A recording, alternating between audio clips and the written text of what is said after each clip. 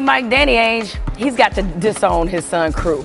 He has to. After that, I mean, fathers everywhere just took a major L. I don't need you to speak for fathers. I'm just saying. What if Mason did that to you? I would hug him, kiss him, buy him a car, and call on my friends and tell him I did my job. That's good parenting. I hope one day I can raise a son to yam on me like that.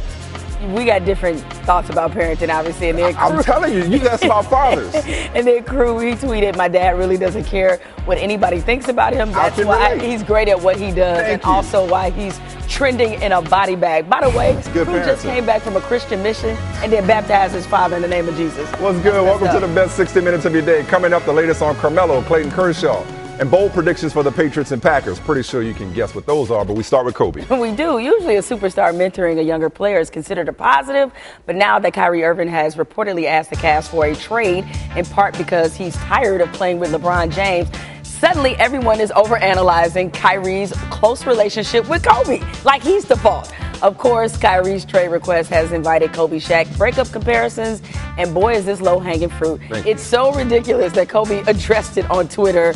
Love how he got that product mention in there for Drink Body Armor. You don't really think Kobe is behind this Kyrie-LeBron breakup? I once heard a story that when James Harden was still in OKC, he was in Harden's ear saying, "You'll never be a max player." That is true. I did hear about that. Okay. If Kobe were still competing for championships now, I believe that he were in Kyrie's ear saying, "You got to get away from that LeBron guy." Right. But this Kobe, wise, sage, do as I say, not as I do, Kobe. That Kobe is probably, if he's a really good mentor, you know what he's telling Kyrie? Don't play yourself. Don't play yourself. You might want more shots, but son, it's really about shots at a title. And this disrespects what Kobe was about as far as I'm concerned, because Kobe was about winning.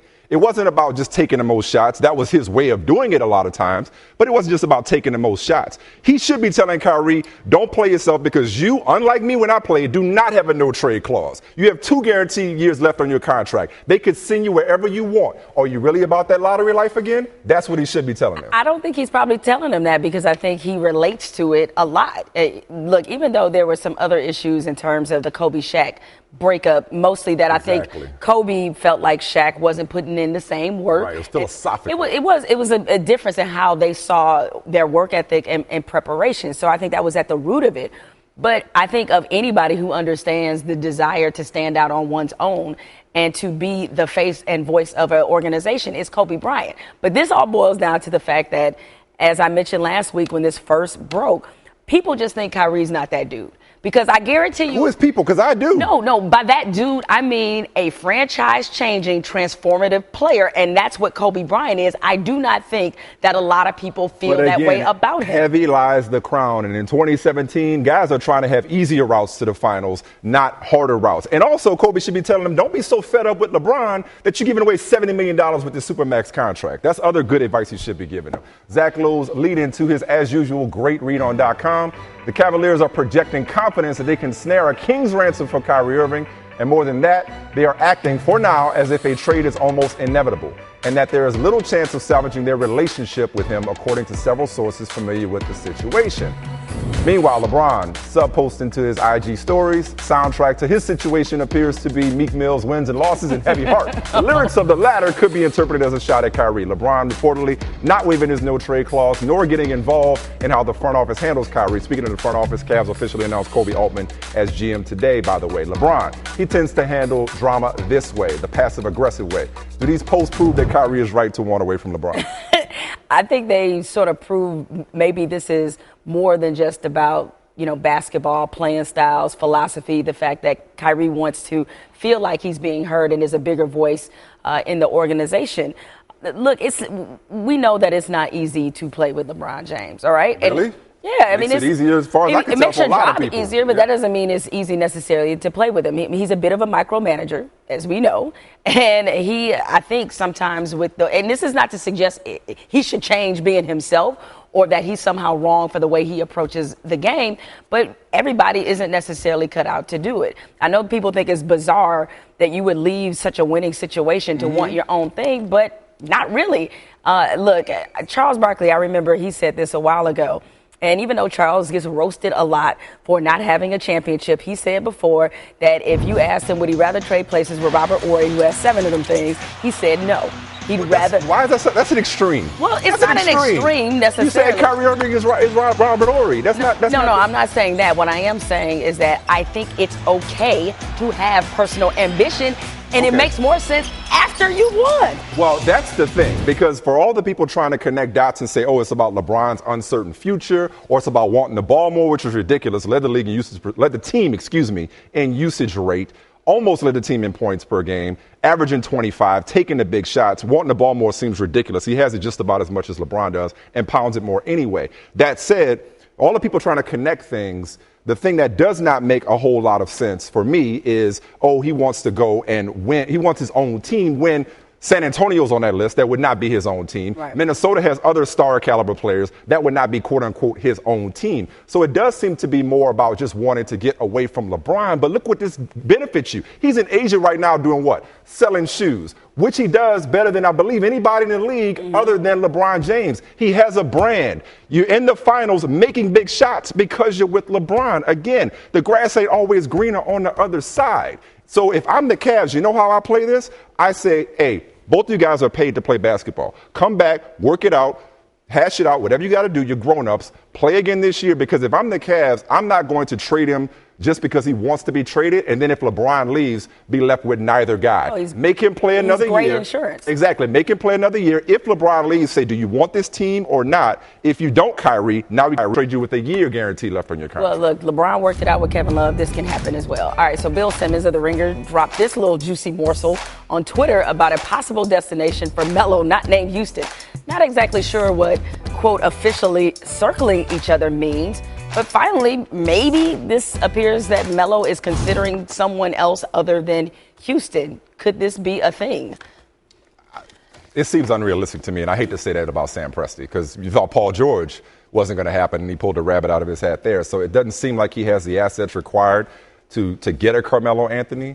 But to me, I've said it for a while now, and you don't believe that Carmelo really has this mentality. I do believe that Carmelo is fed up with playing, with all due respect to the New York market, meaningless basketball that doesn't end up in the postseason. And if I'm him, and I think he's at this point, I believe he's at this point, while he may be locked in on Houston, if that deal can't get done, and your alternative is going back to New York after you've had your heart and mind set on leaving that situation, regardless of the changes they've made, you have to help them help you. You got to say, okay, Portland and Dame Lillard and TJ McCollum, let's see if you can pull something off, or even OKC or anybody, because your alternative is going back to New York. Like it's like in Power, like your goals, you need a lifeline. Somebody, Angela may not be walking through that door to get you up out of New York. So I haven't seen it, but that's okay. So short of that, you got to come up with, really? I didn't see the latest episode. I didn't see that or Insecure. Humble brag, because I was watching Kendrick Lamar. Did I just spoiler alert this thing? I don't know if you did or not. Okay, good. It's my fault. It's my fault that I haven't seen the latest. Bottom line is he should be open to any contender, not just Houston. Houston may be the best one given Chris Paul's presence,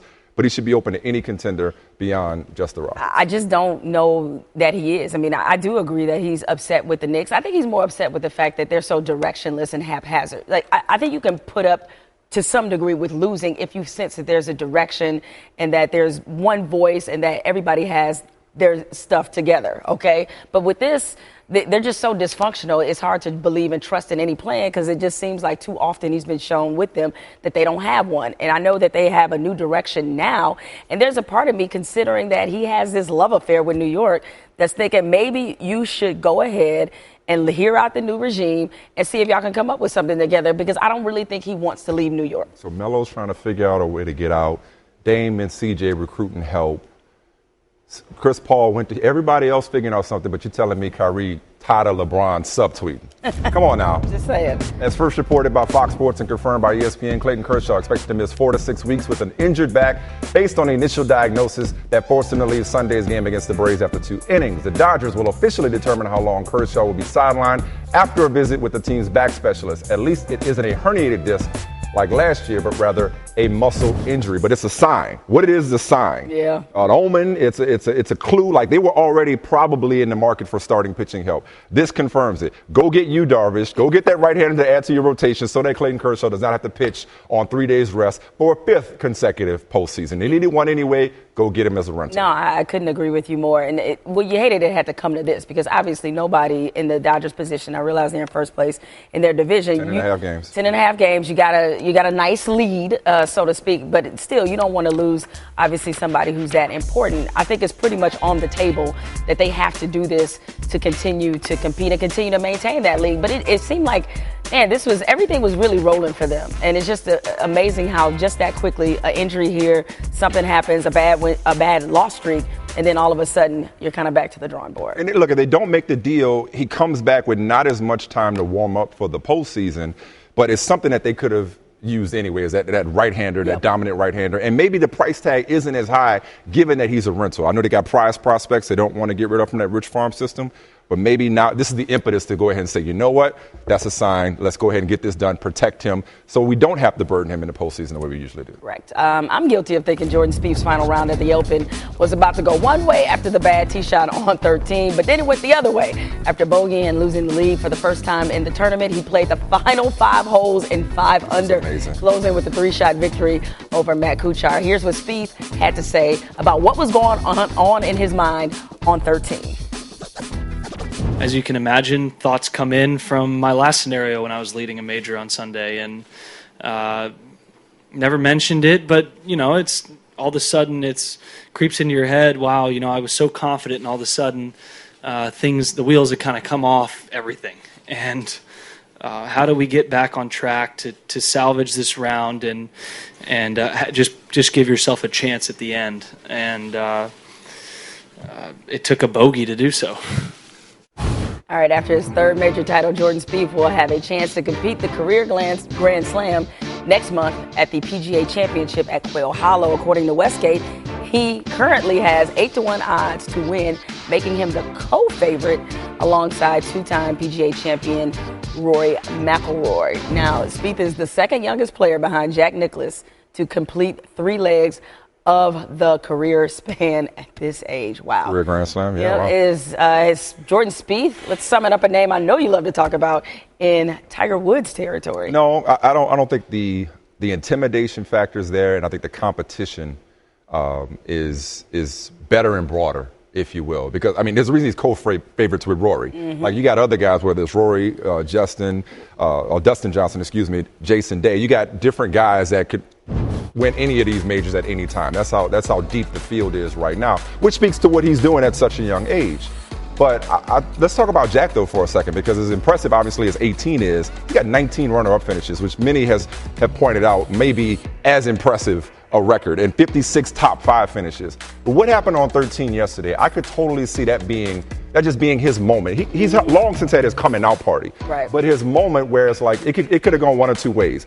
It could have changed the conversation about him and been a psychological hurdle for the rest of his career, or the type of thing that, okay, now that he knows where that switch is, scrambling and getting a bogey on 13 and trusting his caddy with the yardage estimate the way that he did. Was huge. Now that he has that, he can always just harken back to that moment. And I see somebody who, look, we thought Tiger was a shoo-in for 18 at one point, for 19 majors. I don't know if he'll win that many majors, but my point in bringing up Jack's runners-up finishes and his top 5s is that Jordan's going to always be there at the end, no matter how his final round may start. It was falling apart the first 13 holes, and then he goes, 5 under through 4 holes. Unbelievable. And I think that's an important distinction to make, and that is why, look, I can't say I'm going to boldly stand on this desk and say yes, for sure, he'll eclipse Jack Nicklaus in terms of number of majors won. But I do think that the fact that he seems to have overcome this mental hurdle, the fact that he does have such an impressive, different kind of victory, major victory to reference, that's going to make all the difference in terms of how the rest of his career plays out. I know we're rushing for somebody else to beat Tiger Woods. Nobody else is going to beat Tiger Woods. And I think that's okay, and that's not an indictment of golf. I think in many ways you could argue this is more compelling because there is resistance, because there is Justin Day and Dustin Johnson, who Jason Day, you did the same thing. Jason Day That's and Dustin Johnson, who was the favorite going into the Masters this year before his injury. So I think that's fine. And in many ways, people will look back, regardless of if he gets close to Jack or not, and think this is impressive in his own right, given the company that he has to ward off every major. He's made of the same mental stuff, same mental, emotional type of fortitude for him to fight through that and to recognize that moment and seize it. Cowboys open training camp today in Oxnard, California. Dak Prescott doubled down on his prediction that the Cowboys will win the NFC East. Of course, this is his first full camp working with Des Bryant and the starting unit, but the focus, of course, remains on Ezekiel Elliott's off-the-field issues and a potential punishment coming down from the NFL. Here is Dak on Zeke. He's a good friend, so yeah. I mean, I take part in helping him out every way on and off the field. I mean, I've made probably many bad decisions as any of these guys have. Only being 23, so I'm definitely not one that I can point fingers or be mad or be pissed. All I can do is kind of get from my young experience and the things that have happened to me. But as I said, those things are being handled out, so not something that I care to go on about. All right, so over the weekend, Jerry Jones was pretty adamant, saying that nothing close to domestic violence occurred with Ezekiel Elliott and his accuser. How do you see this situation playing out? And the Cowboys, I don't know, taking this a little less seriously than they should. Well, I think, and I'm not saying this as any kind of judgment of the accuser or say, I don't know what happened. And I think for Jerry Jones to say that he does, that's an interesting comment to me. But given where the conversation is about domestic violence in the NFL, and again, not trying to diminish the seriousness of the issue, but why does this kind of seem like a situation where the NFL has this open investigation, in part because they don't want to be caught looking stupid? Why does it kind of seem like this? Because that's what it is. Yeah. They haven't dragged this thing on this long to say nothing to see here. Right. Like it's become a they said, she said situation when it comes to the Cowboys and Jerry and Jason Garrett. And they're right. And of course you expect them to vouch for Ezekiel Elliott's character because they're getting his version of the events. And who knows, maybe they got information or what have you. But it seems like the NFL is doing its best to find the type of information that can justify in the court of public opinion a minimal game suspension, whether that's 1, 2 games, whatever, and then worry about the appeals process later, which if you want to go all the way back to Ray Rice, that was the mistake then, going too light and then trying to come back and punish him retroactively, as opposed to now I think they'll deal with the NFLPA getting upset if it saves them face as it relates to this issue. Yeah, I guess I'm just, like a lot of people, perplexed. Either you have something or you don't. And if you don't have anything, then why is this still being open? Because they want something. Right, because it seems like they... Because if this young lady goes to court and it's a civil case and a lot of details start coming out, or he settles or what have you, everybody's going to immediately go back and say, why didn't you? Why did you do something? Derrick Rose watch continues. He's meeting with the Cavs today to discuss a potential one-year, $2.1 million deal. He met with the Lakers Friday. The sources tell ESPN Rose is leaning toward Cleveland. Should he just go to Cleveland? I feel like LA better. Okay. I like LA better. I mean, look, it's a good fit for both. I mean, the Cavs need bench punch. I like to see him with the Lakers. They could promise him more playing time. That's about to be the starter in Cleveland. Yeah, right. Why you know what? Over the weekend, it came out that both Karl Anthony Towns and Jimmy Butler doing their best to recruit Kyrie Irving to Minnesota, who's already on his list, who doesn't have a no-trade clause, so it kind of doesn't really matter. Way to be a killjoy. I'm not. No, I would actually, if he's going to go somewhere, I'd like to see him go to the West so the West can just eat one another. Oh, like, okay. May the odds be ever in your favor type thing. Obviously, you know what, Wiggins will probably have to go away in some kind of trade, but that's still a hell of a big three. No, I love the idea of this team. How good? How good would they be? Yeah, top what? I'm going to say... 4? I'll go 5. I'll go top 5. He wants to pound the rock. You got 2 stars there. You can't get all the shots there. Broncos and John Elway agreed to a new 5-year contract, ties him to Denver through 2021. Adam Schefter also says that the deal will make him the league's highest paid GM. Yeah, well, he's certainly earned it, given everything that he's brought to Denver, bringing a championship there, and obviously the way that he's run the organization. What will be interesting to me is how's his quarterback battle going to turn out in the fall? Peyton get a cut of that? Oh, no. Bob Miller for that, man. At today's meeting with the Packers shareholders at Lambeau Field, team president Mark Murphy said it's going to be a lot of fun for all of our fans to drive across the state for the Super Bowl. He's kind of clarified it a little bit, probably got a little caught up in the Why are you walking him back? I wouldn't. Like, that would be sweet. That's what you're supposed to tell if your you're shareholders. a Packers fan, you want to go to Minnesota, to Minneapolis to play in the Super Bowl. That would be 2 for 1 right there. That's what you do. But I'm kind of, as much as I love Green Bay, you know I love it. Aaron Rodgers, I'm kind of talking about the Packers, tired of talking about the Packers as favorites, only for them to not make it to the Super Bowl. Speaking of favorites, this is what I call sports debate porn. USA Today I just wanted to say porn. released its annual prediction for the NFL season, and here's the boldest prediction. Patriots going undefeated. That's not even bold I know anymore. it's not bold. I just said it was sarcasm. Like I said, it like. You just want some credit? No, I don't want credit, but I'm saying it's not really bold if like a lot of people are saying it. Okay. Like say they going 10-6, that's bold. Say they lose 6 times. Okay. So you know what, Ryan Clark, am I lying? Nah, you're absolutely Like 19, correct. like you got them 19-0? When they sent the topic over, I was like, But what does that tell you about how ridiculous this team is? That talking about them being undefeated in July just seems completely rational, normal, and reasonable. Listen, it's extremely normal. First of all, because we've seen this team do it. We've seen this team go 16-0. We watched the team win games without Tom Brady last year and then come back from down 28-3 in the Super Bowl. And all they did was add better pieces in places where they were kind of deficient.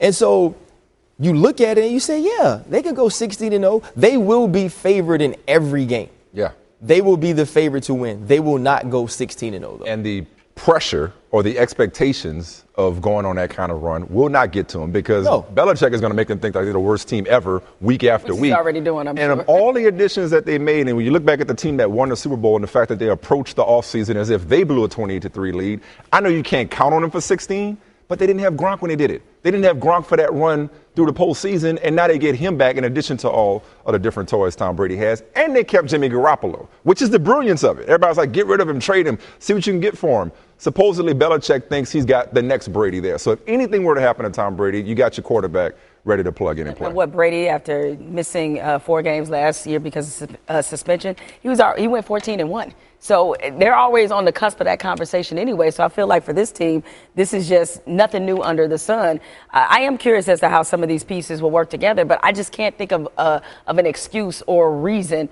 honestly, for them not to do it. I mean, even looking at their schedule, I know they have a swing where they have Buffalo and they're at Miami. They have some trouble spots. Somebody might catch it. Right. It's because it's football. I remember last year once Tom Brady came back and they were playing at an extremely high clip. I went on and I was like, they'll lose the game. And I was like, it'll be somewhere around, they had a stretch where Seattle was a part of it and some other good teams. Like somewhere around here, somebody will beat them. Yeah. Right. I didn't know which team was beating them because no team was better. Right. There was no team that you take them on one day that you would pick over the Patriots. But the accumulation of body blows usually ends up you lose a game here or there. A team has a good stretch. There's a fluke turnover or something like that. They have a stretch of like 6 games. Cooks, though. They got a stretch of like 6 games. Oh, he can go. They got Brandon Cooks. The problem is that man scored on a 99-yard touchdown.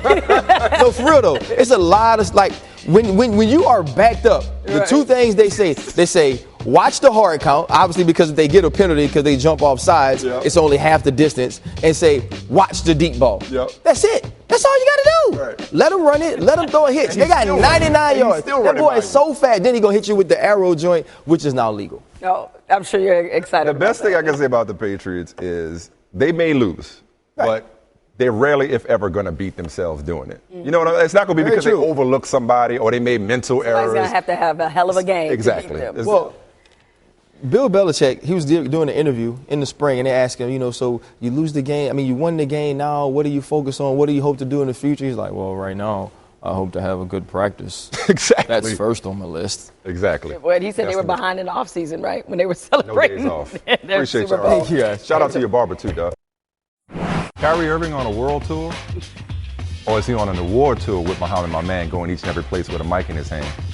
He's in Beijing posting these pics, living his best life, making some promotional stops with Nike, because, since he doesn't take enough shots, he doesn't have a big enough brand. Up on your sarcasm. Because LeBron's holding him back. Wendy, what's good, man? How you doing? What's the latest on the team? Which team or teams are first in line to swing a deal for Kyrie? Who's the hottest on this trail? Well, let me say this first. I've known Jemele Hill a long time, and there was a time when Jemele Hill was a reporter at the Detroit Free Press, and she took a job at the Orlando Sentinel, which was a smaller, market, but it was a columnist job. It was a promotion of a job in a different market, smaller market. That's kind of what Kyrie Irving's doing here. He's doing what a lot of people do. He wants a different job, and maybe on a lesser team. Maybe they'll be on as good of a team, but probably on a lesser team. So, I'm surprised at the timing of it, but this isn't unheard of in America. We've seen it before. We'll see it again. Now, where could that market be? That's the question. Well, talking to some executives today, they think that the team that can make the best offer to the Cleveland Cavs for Kyrie Irving is the Phoenix Suns. because they have a package that they could offer with Eric Bledsoe and possibly, what about this guy they just drafted, Josh Jackson? And that would be the big question. Would they be willing to include that prized young player in a package for Kyrie Irving? It's unclear at this point. And one of the other things that we're going to see when this plays itself out, Kyrie has given the Cavs a preferred list. How forceful is he going to be to that list? Is he going to tell the team that would trade for him that's not on the list that he wouldn't resign and therefore try to force his way there? These are things that we're still trying to see play out. This is still a very fresh market. Teams are still getting their acts together. From what I am told, a lot of the teams that have contacted the Cavs so far have said, hey, don't forget us, don't leave us out of the loop, don't do anything until you check in with us. Everybody's still trying to figure out what their offer will be. All right, Wendy, I love that you brought my career into this, but look, it worked out for me. I'm not so sure it will work out the same for Kyrie, but I don't blame him for trying. I had to try it. Maybe he will too. I like how you did that. Yeah, Well done that as was real always, slick. Wendy. We appreciate you. So here's Damian Lillard's thoughts on Kyrie Irving when asked whether or not it would be difficult to play with LeBron. He said, I don't know because I've never played with LeBron. He said, just watching from the outside, you see how easy he makes the game for everybody else. I'm not sure what it's like playing with LeBron in person, but the player, I'm not sure why anybody wouldn't want to play with him. He also went on to say to Sports Illustrated, who wouldn't want to play in the finals every year? And that's my point. I hear where Wendy's coming from, and I hear where everybody's coming from. And look, Kyrie doesn't give a damn what I think anyway, nor should he. And I certainly understand individual ambition. All I'm simply saying is, if this is about you wanting to grow, or you wanting to be at the top of the call sheet, if you will, you wanting to be the person that the organization calls when it comes to personnel matters or this, that, and the other, you want what LeBron has, it's like, just be careful what you wish for, because you could end up in that situation. If you truly want your own team, they could send you somewhere where you end up not playing meaningful basketball into May and June the way you have been playing with LeBron James. And look, maybe he believes, hey, I'm the guy that can take that franchise to greater lengths. And that's fine for him to believe that. I'm just saying, as difficult as LeBron may be personally, and I don't know, but that seems to be what people are saying about the relationship, he's made your life easier. And you're still getting yours at the same time. That's what just doesn't add up. You're getting 25 points. You're taking the big shots. You're in the conversation for finals MVP. And yet it's not enough? No, because I think, look, you know how I make decisions, Mike. I make it based on what you can live with in terms of regret. Like, will you regret this if you don't try this? And I think somebody his age and what he's already accomplished, that's what makes it easier to do. He's already won. It'd be different if he were still in that situation he was in years ago when they weren't winning. Doesn't that speak to the whole, he thought about asking for a trade after the championship last year? It does. So this has been percolating behind the scenes. So once he won that, he was vindicated. Yeah, because he made the finals. He's made the finals. Made the shot. Made the shot. So that seemed like a perfect walk-off moment for him. And look, I know for a lot of people, especially given when you talk to players who haven't won rings and the regrets some of them wind up carrying in their careers, I think it's okay that he's going about this the opposite way. The reason we're saying this is because it's LeBron James, and he's arguably the greatest player of this generation. And I think knowing, just based off everything I've read and what seems to be his personality, I think he'd regret it if he stayed there in his mid-20s and didn't try to do this another way. It may seem horribly selfish to a lot of people, but sometimes you make those bold decisions. Like, people are acting like Kyrie can't win anywhere else. What if he does? What if he proves out to be right because he bet on himself? But he's not really betting that much on himself, to be honest, when it comes. He just wants a different construct. No, he just wants away from LeBron. Now, see, okay, forget about LeBron's uncertain future. Forget about he's not touching the ball enough. All that's BS as far as I'm concerned, because it doesn't hold up. It doesn't pass the smell test. What does pass the smell test is, despite he may have told LeBron, hey, we're good, I just want to grow, it's nothing personal. To me, it is more personal than it is business or basketball. Because if it's the reason I say that is him wanting to go to a ready-made team like Minnesota, or a team where the system is the star, with all due respect to Kyrie, in San Antonio, or even Miami, which has a winning tradition. To me, that says that he just wants a change of scenery and not be beholden to the king more than he wants his own team. Because if he wanted his own team, he'd be calling Phoenix. He'd be calling one of these teams that's not in the playoffs every year, or not in the playoff. He also is trying to have it both ways. In a sense, you get the change of scenery, you get some winning pieces, but I think he feels like he can be the vocal point of the team. They've gone to the national title game the last 2 years. We'll see if they can become the first team ever from the ACC to repeat. This is the program I expect them to be for a very long time. Clemson signed a top 10 class. We've got some dynamic guys that can make some plays with their feet. The interior line play is really strong. By the time we play in September, we're going to be in a really good spot, starting-wise and depth-wise and competition-wise. That ball isn't going anywhere. They're a perennial power right now in college football. Coach, so many times when you see a coach or a general manager win a championship, they immediately turn the page to next season to get back to work, to get back to the top of the mountain again. You worked so long and waited so long for this moment. How long did you give yourself to enjoy being a national champion at Clemson? Well, we enjoyed it. You know, we had a little extended time in January. We gave our players a couple weeks of discretionary time. It's a long season, 15 games. But we're on the road recruiting right away. So everywhere I went, everybody's kind of congratulating us. That was fun. But as soon as we come back, just like every year, when we get going in February as a staff, we start over. Mm-hmm. And, you know, as good as you feel when you start over and you start evaluating everything, man, we had a lot of mistakes. Yeah. We got a lot we got to improve, you know, and so that's what you focus on. And then it's mat drills at 5:30 a.m. You're right out there. And I promise you, nobody was out there at 5:30 a.m. going, oh, well, maybe it's okay we didn't finish through the line today. We won the national championship last year. That's not the mentality of our program. That's not how we've become consistent. We've become very consistent by starting over, reinstalling the program, reinstalling the core values of who we are, what we do, how we do it, and creating that buy-in and that belief and that leadership from within. But like you mentioned being on the recruiting trail immediately, did you walk around with a different glide in your stride and a dip in your hip, being a national champion now? It's okay if your chest pokes out a little bit. I don't know if I walked any different, but I probably had a little more swag than I did coming off a loss the year before. No, you know, I think it was a lot of fun. You know, people were genuinely happy for us. Because, you know, I think most of the country was probably pulling for us. Now, as part of your victory tour, you got an opportunity to go to the White House. Now, it seems like these days going or not going to the White House is always a conversation. What was the experience like for you, and would you have cared or minded if some of your players didn't want to go? Oh, no. I told our guys it was optional if they didn't want to go, but I also encouraged them that, you know, we're not going for a fundraiser. We're sitting a political statement. This is a celebration of something that a group of young people accomplished that the White House wants to recognize. That's something they've been doing since the 1920s. It wasn't, okay, well, you know, you only go if your president won or what. It doesn't matter. Let's don't make it political.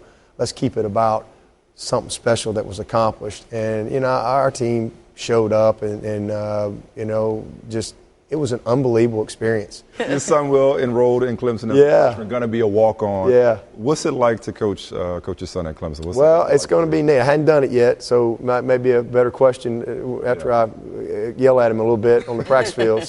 But I'm really excited about it. I coached him in baseball and I coached him in basketball a little bit growing up, but I've never had a chance to coach him in football. And to be honest with you, I've always stayed away from that.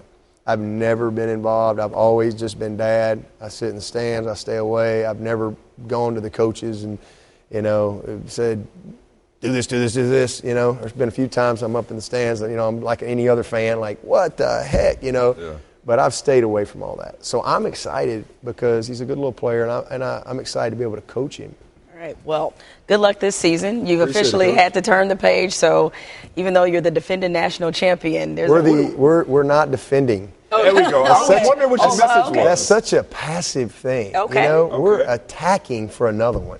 There's a different mentality. You know. So that's the message this year. Last year was unfinished business. We're attacking. We're not defending. Attacking. We're not defending anything. So we should introduce. Now, if I had Deshaun and Mike and Cordray and Ben, maybe we are defending. Right. But we're not. We're attacking. Where'd you come up with that?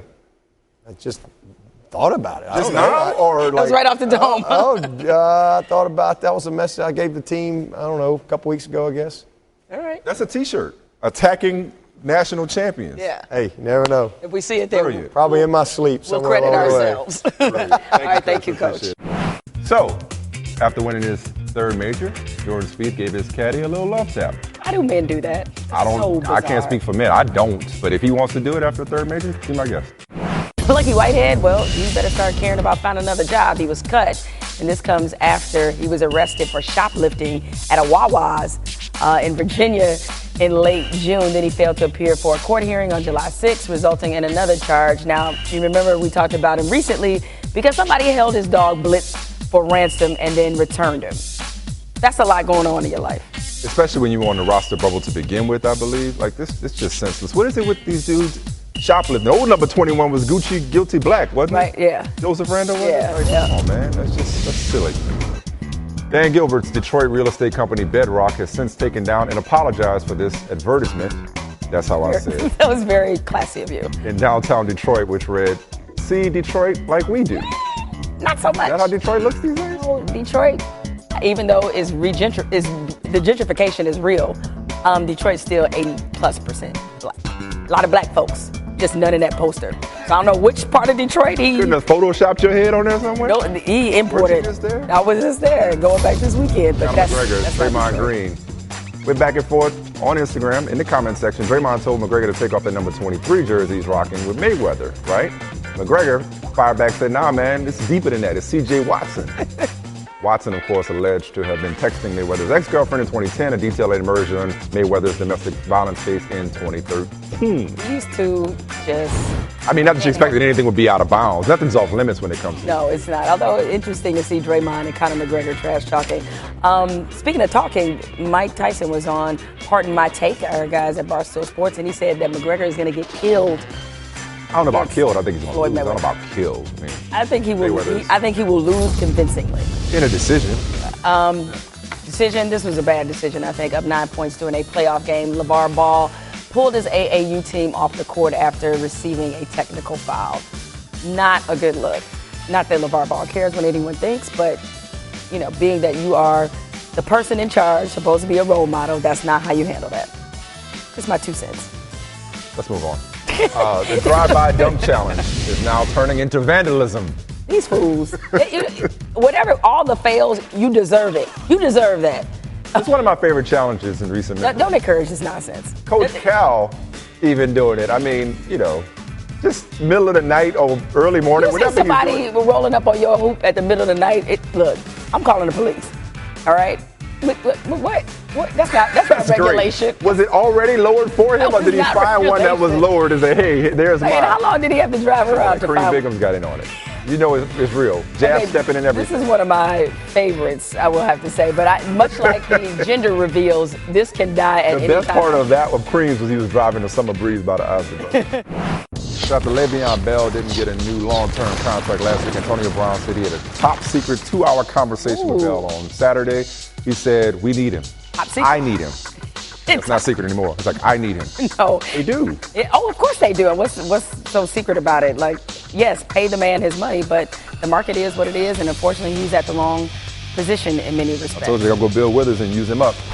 Clifford Dell, speaking of old school R&B, saying, "Players, baby, come back." I wish we could play it right now to Chris Paul during a Drew League game, only to be broken up by, of course, James Harden. Well, nobody rides harder for the Clippers. That was something. I'm gonna stop. I know we don't want to pay for it. This is a great song. So I'm not surprised that he's still probably not over the trade. I know it's going to be tough, Clipper D, but y'all going to have to go back to irrelevancy. Sorry. More T-Wolves news. First of all, Rootsapalooza was announced today, Dave Chappelle's deal. But the T-Wolves tweeted Chappelle saying, "Thanks to those bricks you laid back in 2013, the Target Center renovations are almost complete. Let's gather up all these bricks." Right. So your mother and your sister will have somewhere to live. I want your mother and your sister out of my house immediately. That's messed up. But though his shot looked a little better than yours, that's okay. Oh, good. Alex Rodriguez, may I just say, that he saved his most mammoth clutch home run for retirement. He and J-Lo celebrating their birthdays over the weekend. Look, try not to slip on the saliva that is at the corner of your mouth. Or the, really? All right? I mean, it's a shadow. Need some water. Like the shadow of a... This is why you don't give us these things at the end of the show. We just start acting foolish. You can hear Jasmine in our ear like, 45. Oh, for real, man. A-Rod, winning. No, I like them together. They seem like such a fun couple. All right. Tell the people had a good day. Yeah, it was a good day for the man who, Bears linebacker Jarrell Freeman, he saved his life as he was choking on a brisket at the Austin airport. Performed the Heimlich, which you did for me a couple years ago when I was choking on a piece of steak. Oh. Thank you. Yes. Thank you, glad. Saturday, you hear a lot of negative Odell Beckham Jr. news. He made the trip to Texas to visit with a 9-year-old who is battling cancer. 5 days earlier, the father of a teammate asked whether Beckham could make the young boy's wish come true, and he did. We will see you tomorrow. More SportsCenter is next. Shout out to Odell Beckham.